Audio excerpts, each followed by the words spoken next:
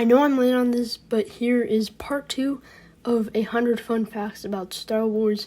You guys have been with me through the cringy videos, the bad videos, as well as the good videos, but I'll be starting off from fact number 49. During lightsaber battles, Ewan McGregor made lightsaber noises, which were later edited out, of course.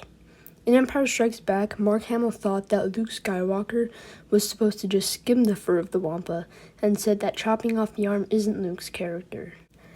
George Lucas got the idea of the Millennium Falcon from a burger bitten into it with an arm sticking out. Ray Parker and Ewan's lightsaber duel in Episode 1 was so fast they had to slow it down in editing. Ewoks were originally supposed to be Wookiees.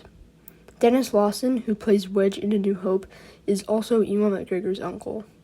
Liam Neeson was too tall for all the doors on set, and after fixing everything, it costed $150,000. Every single clone in the prequels were CGI or computer animated. E.T. species can be found in the prequels in the Senate seat, as E.T. also has many Star Wars references. Palpatine is never said in the original trilogy. The Clone Wars was the first Lucasfilm series to reach 100 episodes. In Return of the Jedi, Luke wore all black to hint at the fact that he was going to turn to the dark side at the end of the movie, which was the original plan. George Lucas originally created Star Wars as a space opera. During Vader's death, you can hear blaster firing in the background, and since Luke was the only rebel on the Death Star, the stormtroopers were shooting each other to get into the escape pods. Because George has no stunt doubles, Mark and Carrie had to swing over the Death Star for real.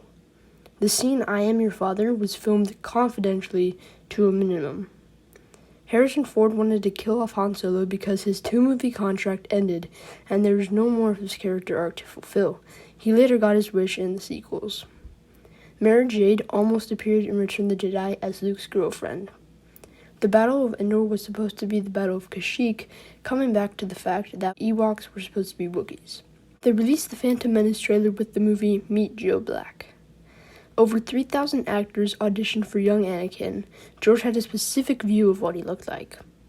George almost named Episode 2 Jar Jar's Big Adventure for humor. Return of the Jedi was the first movie to call TIE fighters by their name. The Starship Enterprise could quickly be seen flying around Coruscant in The Phantom Menace. Tres Martez was based off of Carl Weezer from Jimmy Neutron. In most movies, the heroes head into battle facing right, but in Attack of the Clones were facing the other way to foreshadow their betrayal.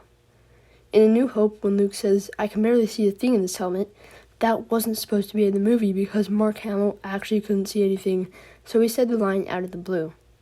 During an interview with George Lucas, comedian Jon Stewart asked him what Obi-Wan's home planet is, and he came up with Stew John right there and then.